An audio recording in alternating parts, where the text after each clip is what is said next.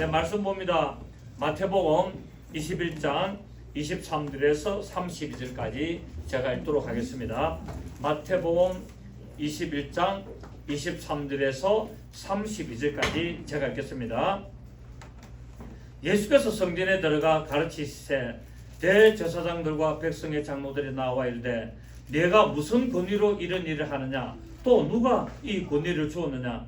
예수께서 대답하시되 나도 한 말을 너에게 물으리니 너희가 대답하면 나도 무슨 권위로 이런 일을 하는지 이르리라. 요한의 세례가 어디로부터 왔느냐, 하늘로부터냐 사람으로부터냐. 그들이 서로 언어하여 이르되 만일 하늘로부터라 하면 어찌하여 그를 믿지 아니하였나 할 것이요, 만일 사람으로부터라 하면 모든 사람이 요한을 선지자로 여기니 백성이 무섭다 하여 예수께 대답하여 이르되 우리가 알지 못하노라 하니, 예수께서 이르시되 나도 무슨 권위로 이런 일을 하는지 너희에게 이르지 아니하니라. 그러나 너희 생각에는 어떠하냐?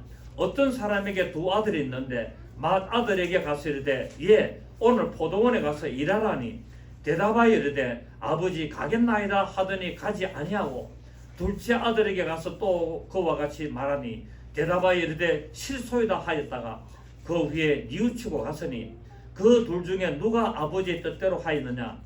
이르되 둘째 아들입니다. 예수께서 그들에게 이르시되 내가 진실로 내게 이르노니 세리들과 창녀들이 너희보다 먼저 하나님의 나라에 들어가리라. 요한이 의의 도로 너희에게 왔거늘 너희는 그를 믿지 아니하였으되 세리와 창녀는 믿었으며 너희는 이것을 보고도 끝내 뉘우쳐 믿지 아니하였도다. 아멘. 오늘 말씀은 예수님께서 이제 성전에 들어가가지고 장사하는 자들 다 쫓아내고 장사하는 그 상을 다 엎어버리신 후에 이제 무화과나무를 저주하셨죠. 무화과나무에 열매가 없은 것을 보고 저주하신 후에 오늘 본문에서는 이제 성전에서 말씀을 가르쳤습니다. 그러자 이 종교 지도자들, 대제사장과 서기관과 바리새인들 이들로부터 네가 그렇게 하는 권위를 누구로부터 받았냐라는 질문을 하게 되고, 예수님께서 그들에게 답변을 하시면서 오늘 두 아들의 비유를 말씀을 하고 있습니다.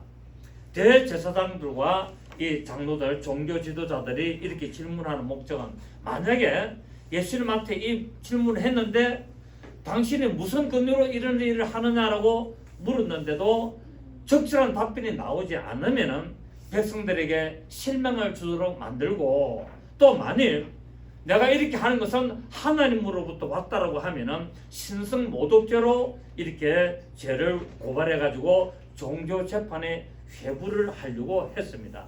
그런데 예수님은 이런 사실을, 이런 마음을 다 알고 계셨죠, 그죠? 예수님은 각인의 마음을 다 감찰하고 계시잖아요. 그래서 이들의 의도를 잘 아시는 예수님께서 역으로 질문을 하시고 그들의 답변을 통해서 이제 자신이 하나님의 권위로 왔음을 깨닫도록 하는 기회를 보여주고 있습니다.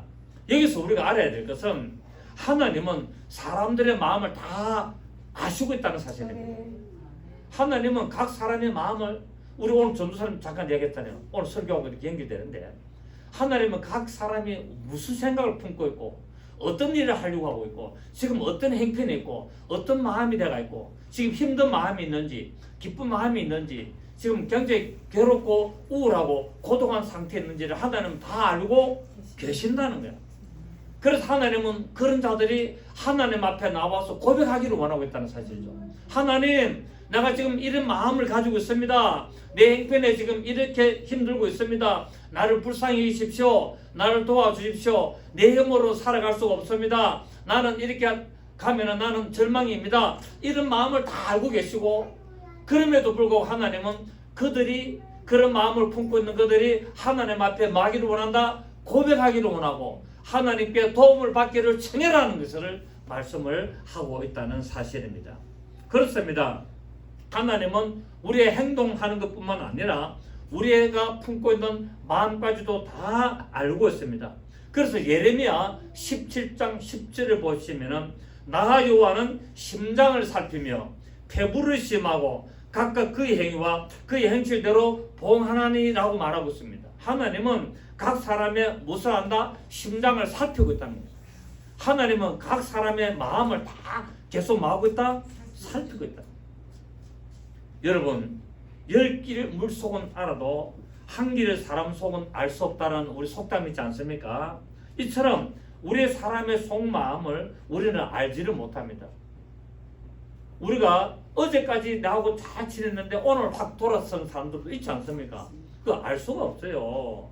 그래서 사람은 믿을 대상이 안 되는 거예요. 그냥 사람은 그냥 사랑의 대상이에요. 사람은 그냥 품어주고 사랑의 대상이지, 사람을 믿으면 반드시 실패한다. 이해가 되십니까? 좀 이런 말 하면 좀 이상합니다만은 남편도 믿을 대상이 안 됩니다. 아내도 믿을 대상이 안 됩니다. 어떤 대상입니까? 사랑할 대상이에요. 오직 믿을 대상은 하나님 뿐입니다, 여러분. 아멘. 하나님만 믿을 대상이고 나머지는 모두 다 뭐 해야 된다? 사랑할 대상이다. 아멘. 그렇습니다. 하나님은 우리에게 이렇게 말씀을 주시면서 하나님은 우리에게 정말 모든 마음을 다 토해내고 하나님의 도우심을 간절히 바라는 삶을 살아라고 말씀하고 있습니다.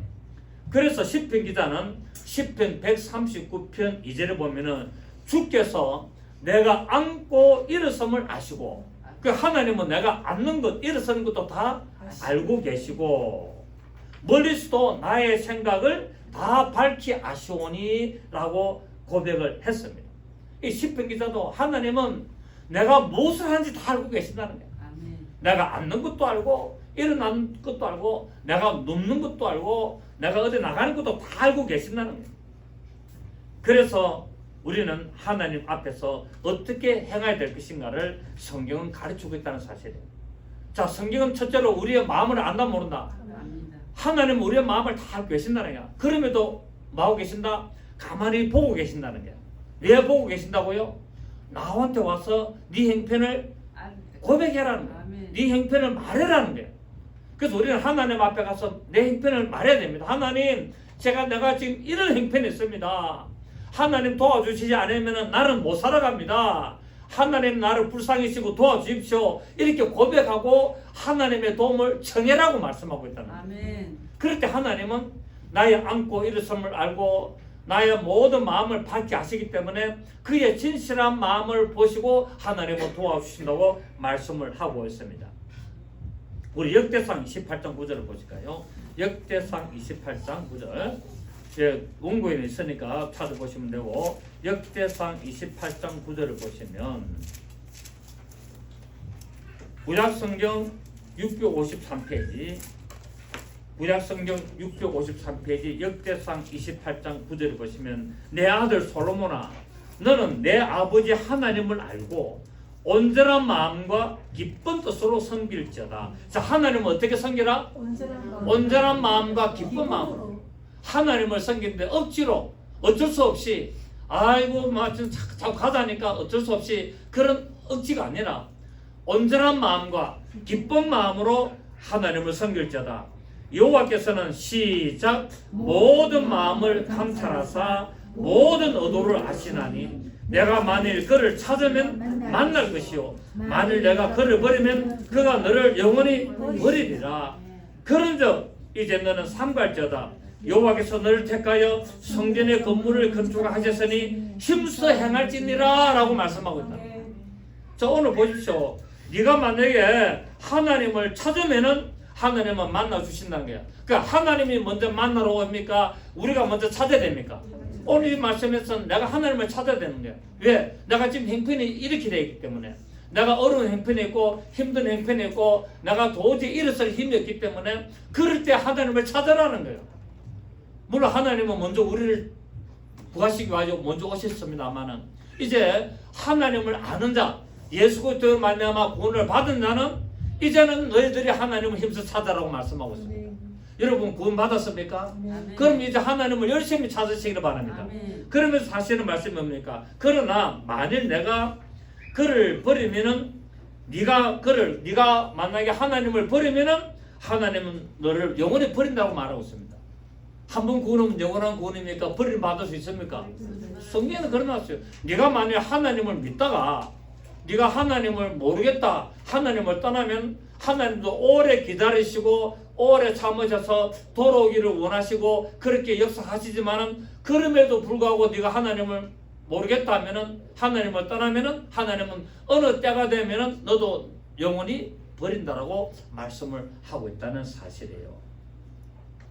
잠언서 16장 2절에 보면은 사람의 행위가 자기 보기에는 모두 깨끗하여도 여호와는 심령을 감찰하시느니라. 그 사람들이 하는 모든 살아가는 삶 속에서 내가 하는 것이 다 깨끗하고 잘하는 것 같아도 하나님은 어떻게 보신다? 그 심령을 딱 보고 있다는 거예요.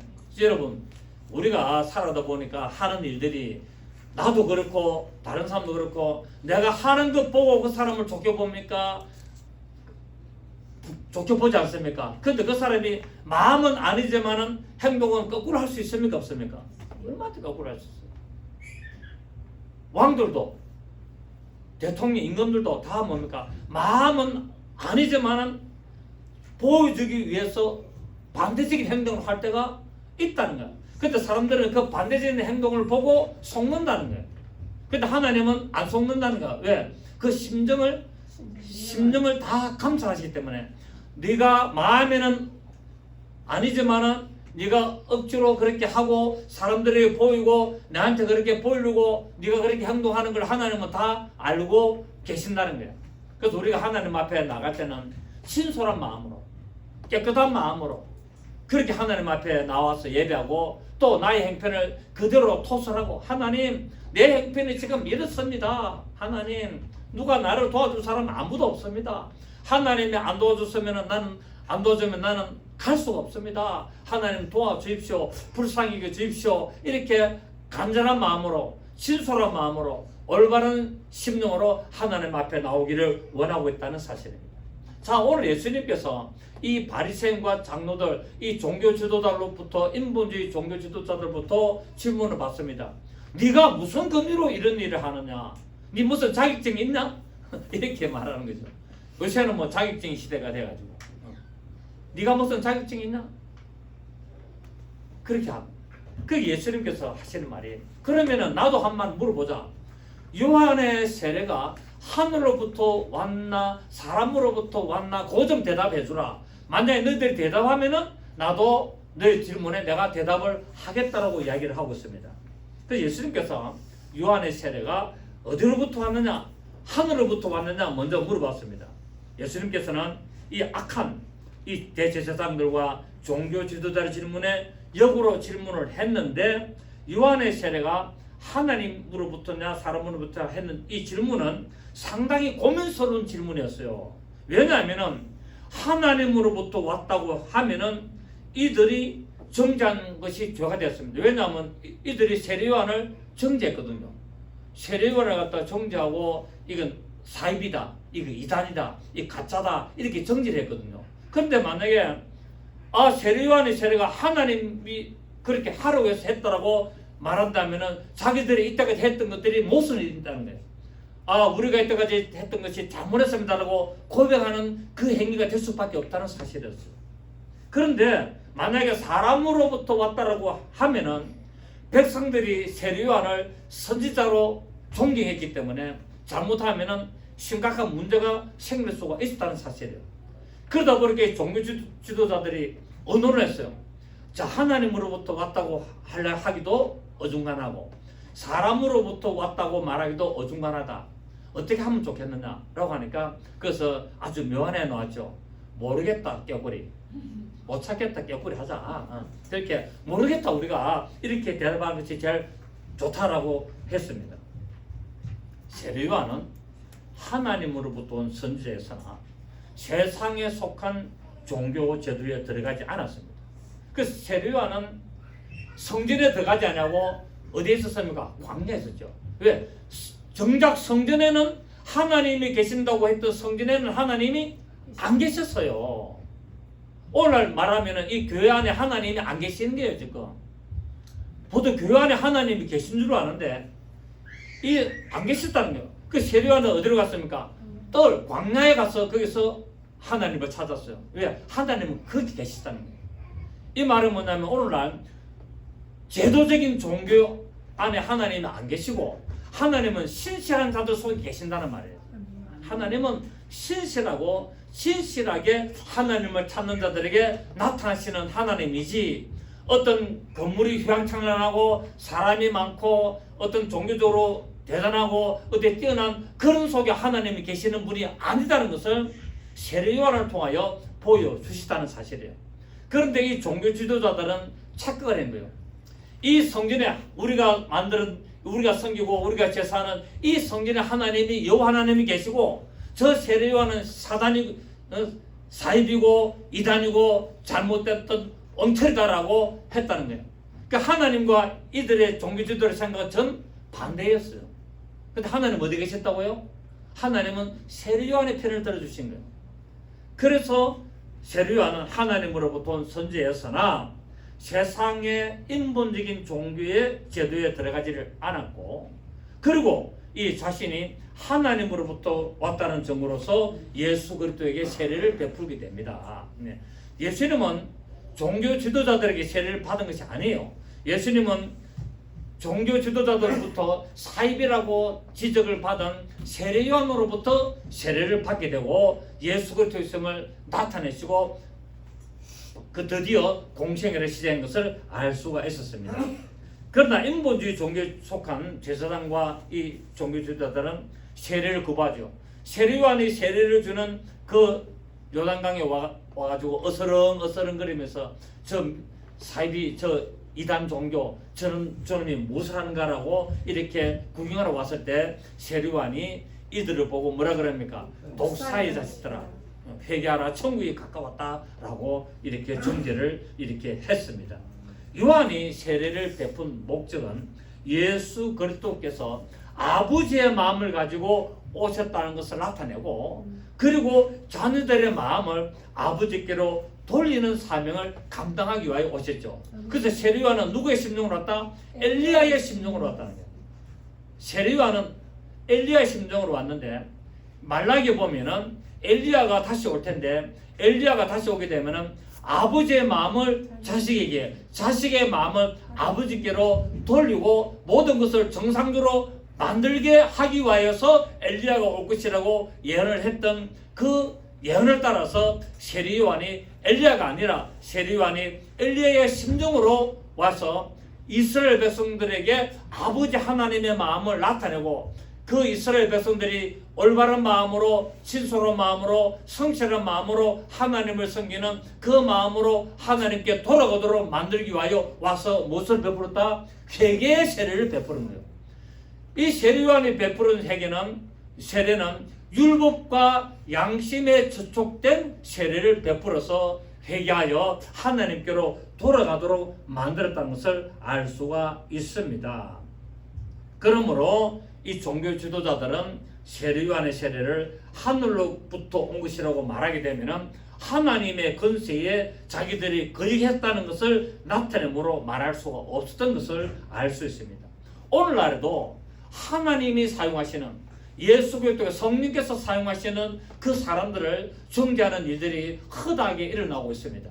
그래서 한 번 구원은 영원한 구원이다, 하나님은 우리 앞으로 이제 지을 죄까지도 다 용서해 주시다 라고 해서 엉터리로 가르쳐 가지고 사람들을 더 구원파보다도 더 구원파적인 신앙으로 만들어가 지옥으로 끌고 가는 것을 오늘날 볼 수가 있다는 사실이에요.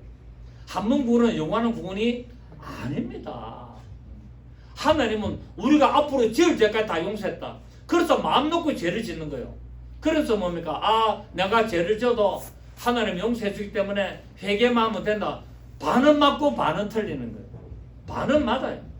하나님은 죄를 짓는 자들을 그때그때 징계하지 않으시고 용서하십니다. 왜? 회개하니까 용서하시지만은 그 죄를 계속 고의적으로 신직죄를 범하고 계속 반복적으로 하면은 하나님은 징계하시고, 그럼에도 불구하고 계속 회개하지 않고 죄를 지으면은 하나님은 버린다라고 말씀을 하고 있다는 사실이에요. 아멘. 하나님은 하나님으로부터 오는 권세에 거스름이 없기를 하나님은 원하고 계십니다. 그래서 로마서 13장 1절에 2절에 보면은 각 사람은 위에 있는 권세들에게 굴복하라. 근세는 하나님께로 나지 않음이 없나니 모든 근세는 다 하나님이 정하신 바다. 그러므로 근세를 거스린 자는 하나님의 명을 거스리니 거스린 자들은 심판을 자체하리라. 자, 하나님이 이 세상에 주는 근세가 누구였습니까? 예수 그리스도이잖아요. 예수 그리스도께 오셔서 이 세상의 모든 것을 다스리는 근세를 받아왔지 않습니까? 그래서 하늘에 있는 것들이나 땅에 있는 것들이나 땅 아래 있는 모든 것들이 예수님의 무릎을 꿇게 만들었단 말입니다. 예수님이 죽으시고 부활하심으로 말미암아 만왕의 왕이시고 만주의 주님으로 말미암아 그분의 창조주로서 드디어 증가하시고 나타내심으로 말미암아 이 세상에 태어나는 모든 사람은 하나님 아버지가 주신 그 예수 그리스도 이름에 복종하고 그 예수 그리스도 이름에 굴복하고 그분의 말씀을 순종하고 그분의 말씀을 따라가야 될 의무가 있기 때문에 하나님은 이 로마서 13장 1절로 2절로 이 바울을 통하여 로마서를 기록을 한 것입니다. 그래서 모든 권세는 다 하나님이 정하셨다는 거예요. 또 이걸 가지고 하는 말을 또 그렇습니다. 하나님이 목사에게 권세를 주기 때문에 교인들이 목사님 말씀에 다 복종해야 된다. 그런 말이 아니에요. 이게 예수 그리스도를 말하고 있다는 거예요. 예수 그리스도께서 이 세상에 오셔서 모든 권위를 가지고 오시기 때문에 우리는 모두 그분의 말씀에 복종해야 될 의무가 있다는 것을 말하고 있는 것입니다. 아멘. 그래서 오늘 종교 지도자들이 네가 무슨 권위로 일을 하느냐라고 물어봤는 거예요. 그 예수님이 결국 뭡니까? 내가 하나님으로부터 이 권위를 가지고 왔는데 내가 그것을 내게 물어보고 싶다. 그래서 세례 요한의 세례가 어디로부터 왔느냐고 딱 물은 거예요. 아멘. 세례 요한의 세례가 너희가 하나님으로 왔다고 인정하면은 너희들이 이때까지 잘못된 것이고 만약에 사람으로부터 왔다고 한다면은 너희는 엉터리다라는 것을 말하고 있다는 사실이에요. 그래서 각 사람의 모든 권세는 누구다? 예수 그리스도다. 그분이 머리라는 거예요. 우리는 그분의 머리로부터 나온 우리는 뭡니까? 지체들이에요. 어떤 사람은 손이 될 수 있고 어떤 사람은 발이 될 수 있고 어떤 사람은 눈이 될 수 있고 코가 될 수 있고 다 지체들이라는 거예요. 그러다 머리 권세에 복종해라는 거예요. 머리가 내가 손가락을 움직이려면 손가락이 자동적으로 움직이지는 거예요. 내가 움직이고 싶다고 움직이는 게 아니에요. 모든 것이 내 머리로부터 다 지령을 받는 겁니다. 아멘입니까? 이 머리가 누구라고요? 예수 그리스도시라고. 자, 사람으로부터 왔느냐라고 예수님께서 또 물었습니다. 사람으로부터 왔느냐라는 말은 네 마음대로 행동한 것이냐라고 말하는 것입니다. 만약 그렇다면은 이스라엘 백성들이 세례 요한을 선지자로 인정했기 때문에 백성들의 비난을 면치 못했을 것이고 그래서 자기들이 하는 종교 행위도 불신을 받게 되기 때문에 도저히 말할 수가 없었습니다. 그래서 이들이 모르겠다라고 대답하자 예수님도 나도 무슨 권위로 이런 일을 하는지 너에게 안 가르쳐 줄 거야 라고 했습니다. 안 가르쳐 줄 거야. 다시 말하면 이 말은 무슨 말이냐면 너희가 믿지 아니함으로 세례 요한의 권세에 대하여 말하기 어려운 것처럼 나의 권위도 너에게는 굉장히 어려운 것이다라는 겁니다. 너희가 지금 세례 요한의 권위가 하나님부터 왔는지 사람으로부터 왔는지 대답하기가 굉장히 어렵지? 이것처럼 내가 이 권위를 나타내는 것도 너희들이 말하기가 굉장히 어려운 것이야 라고 지금 말씀을 하고 있는 겁니다. 그래도 우리는 어렵습니까? 쉽습니까? 우리는 쉽습니다. 왜? 성령님께서 알게 하셨고 우리가 하나님의 말씀을 깨닫기 때문에 저분이 이런 일을 하는 것은 하나님의 권위로 하는 것이구나. 저분이 이렇게 하는 것은 인본주의, 인간적인 어떤 근세를 가지고 하는 것이구나 라고 우리는 다 구분간을 할 수 있다 없다 할 수 있다는 사실입니다. 하나님을 올바로 믿는 자들에게는 알기 쉬운 겁니다. 그래서 우리가 하나님을 올바로 믿는 모든 일들은 우리는 안다 모른다 너무나 쉽게 안다는 거예요. 이것은 성경에 구약 성경에 메시아가 오면은 이런 일을 할 것이라는 것을 다 기록된 것을 안다는 거예요. 그래서 우리는 성경을 뭐 해야 된다? 상고해야 되고 성경을 깊이 연구하고 성경을 제대로 알아야 된다는 사실이에요. 성경을 제대로 알아야만이 예수님이 하신 모든 것들을 우리가 정확하게 알 수가 있고 이 모든 것들이 하나님으로부터 왔다는 사실을 우리가 믿게 되고 인정하게 된다는 사실입니다. 이것이 주님의 놀라운 지혜로 말미암아 불의한 세력들을 반드시 꺾어낼 수밖에 없다는 것을 보여주고 있는 것입니다. 자, 그러면서 예수님이 두 아들의 비유를 말합니다. 예수님께서 유대 종교 지도자들의 이 불의와 위선과 불신앙을 드러내기 위하여 두 아들에 관한 질문을 했습니다. 여기서 한 사람은, 자 봅니다. 오늘 본문 다시 보십시오. 본문 보시면 28절 보시면은, 그러나 너희 생각에는 어떠하냐? 어떤 사람에게, 이 어떤 사람이 누구냐면 하나님이에요. 여기서 어떤 사람은 하나님이고 두 아들이 있는데 맏아들에게 가서 이르되 예 오늘 포도원에 가서 일하라 하니 대답하여 이르되 아버지 가겠나이다 하고 가지 아니하고 둘째 아들에게 가서 또 그와 같이 말하니 대답하여 이르되 실소이다 하였다가 그 위에 뉘우치고 갔으니 그 둘 중에 누가 아버지의 뜻대로 하였느냐라고 합니다. 여기서 한 사람은 하나님을 의미하고 맏아들은 누구냐면은 유대 교권주의자들과 넓게는 이스라엘 백성을 말하고 있습니다. 그래서 맏아들은 누구를 말한다? 이스라엘 백성이고 좁게는 유대 종교 지도자들을 말하고 있고, 둘째 아들은 세리와 창녀들, 죄인들을 말하고 있고, 넓게는 이방인들을 상징하고 있다는 사실입니다. 또 여기서 포도원은 뭐냐면, 포도원이 뭡니까? 교회를 말하잖아요. 하나님의 나라, 하나님의 나라 교회를 말하는데, 자 맏아들 보고 예 너 지금 오늘 교회 가가지고 이런 일 좀 해라 하니까 예 알겠습니다 해놔놓고는 뭡니까? 딴 길로 새버린 거예요. 친구들하고 고스톱 치러 간 거예요. 친구들하고 고스톱 치러 가고 또 맞추고 나서 어디 됩니까? 친구들하고 내기 골프 치러 가고 이렇게 한 거예요.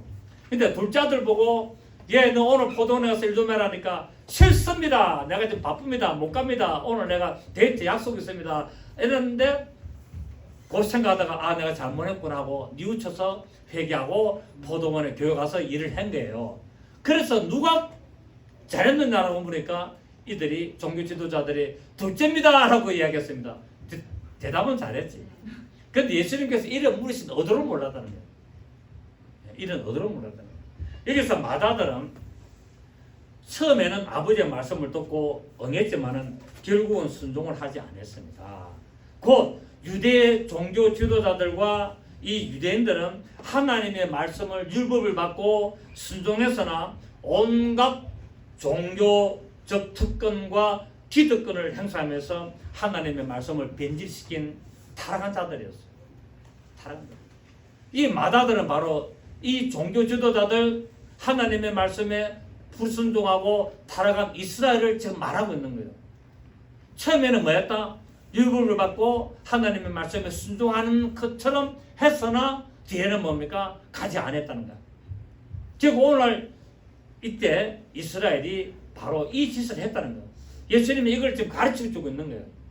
이게 누구에게 가르쳐주고 있다? 종교 지도자에게. 너희는 타락한 존재고 너희는 인본주의 종교 지도자로서 너희가 하나님의 말씀을 받았음에도 불구하고 겉으로는 순종하는 것 같으나 너희 마음은 악하도다 라고 말하고 있다는 사실이에요.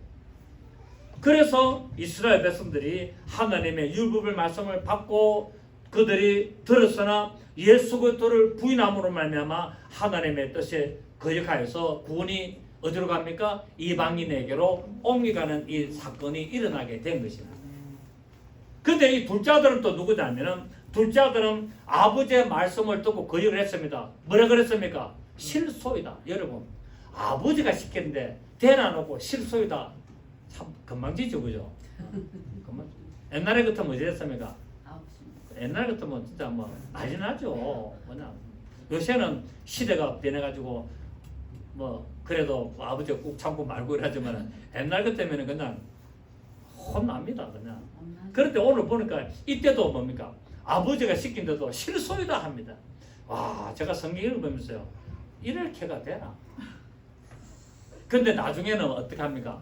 순종합니다. 깨닫고 회개하고 돌이켜서 순종했습니다. 곧 처음에는 하나님의 말씀에 반항하고 반율법적인 세리와 창녀들 이들은 처음에는 순종하지 않았습니다.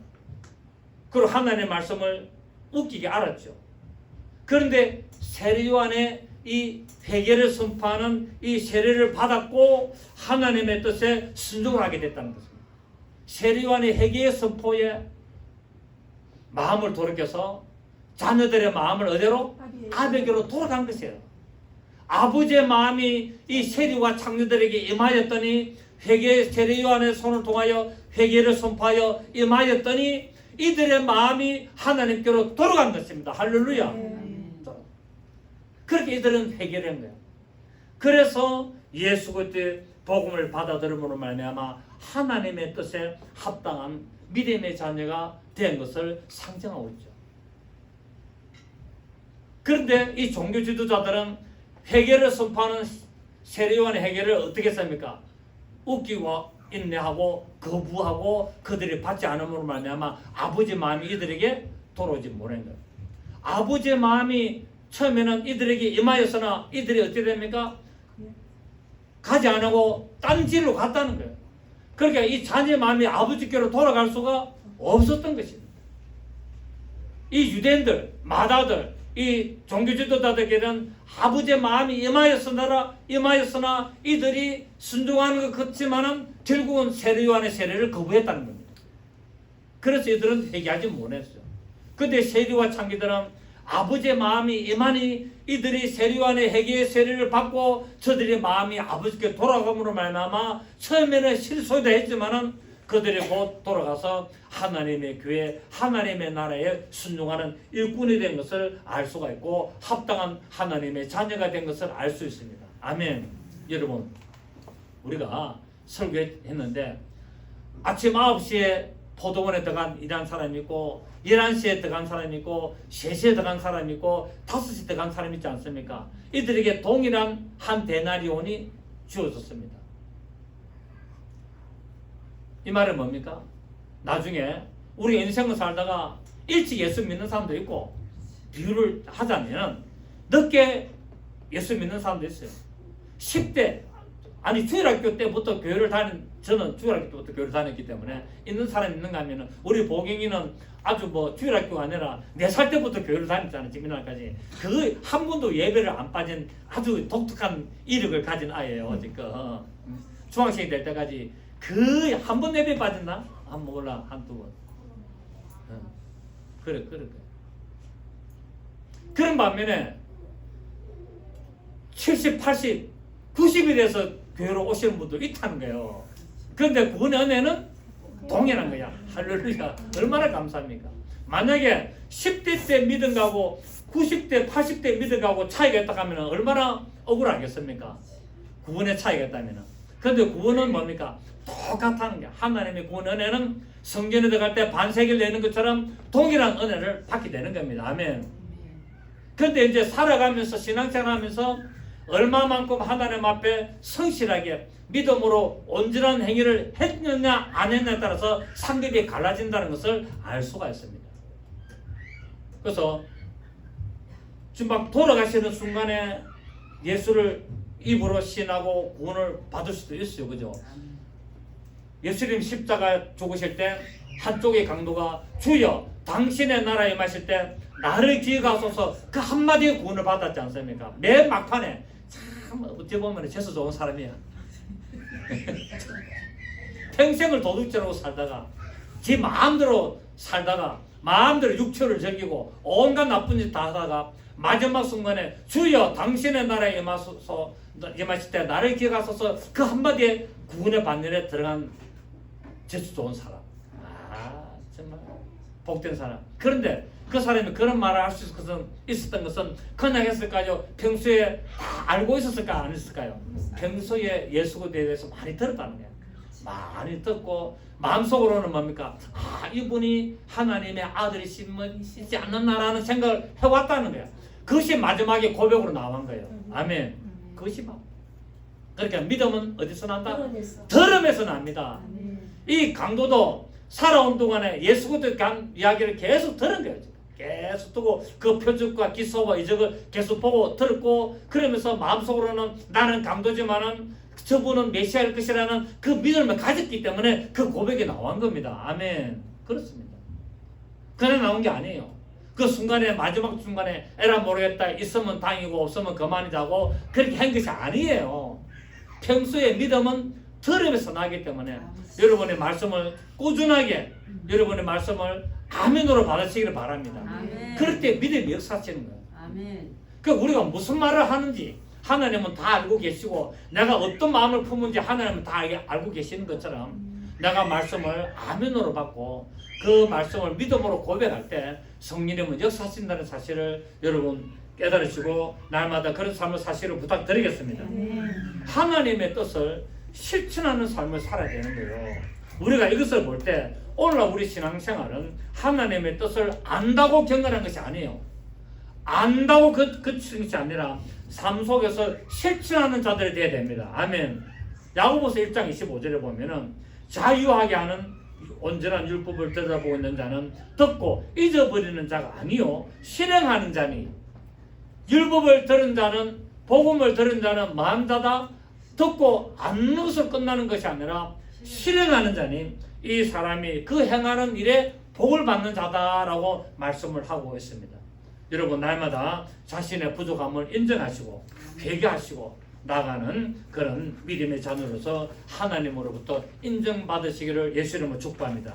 여러분 인간은 누구든 자기 의로는 절대로 구원을 받을 수 없는 죄인입니다. 내가 아무리 착한 일을 많이 하고 내가 아무리 많은 사람을 도와주고 내가 남을 대신해서 내가 대신 죽어줘도 구원이 있습니까 없습니까? 없습니다. 없습니다. 우리 지금 이 시대의 사람들은 남을 위해서 희생하면은 막 어떻게 합니까? 어떤 성인이다 그러고 뭐 의인이다 그래가지고 막 추앙하고 그래 하잖아요. 그런데 하나님 편에 볼 때는 그거는 당연히 해야 될 일이다. 그건 당연히 인간이라면은 당연히 옳은 일, 선한 일을 해야 되지만은 구원의 반열에 들어가는 거하고는 관계가 없다는 거예요. 구원의 반열에 들어가는 것은 예수 그리스도를 믿음으로 말미암아 들어간다는 사실이고 예수 그리스도를 믿었으면 어찌 됩니까? 하나님의 말씀을 아멘으로 받으며 그 말씀을 실행할 때 복이 있다고 말씀을 하고 있다는 사실을 여러분 꼭 기억하시길 바랍니다. 하나님의 은혜로 구원받음을 여러분 인정하시고 삶 속에서 하나님의 공유를 얻으시는 겸손한 모습으로 살아가시는 충성된 일꾼 되시기를 예수 이름으로 축복합니다.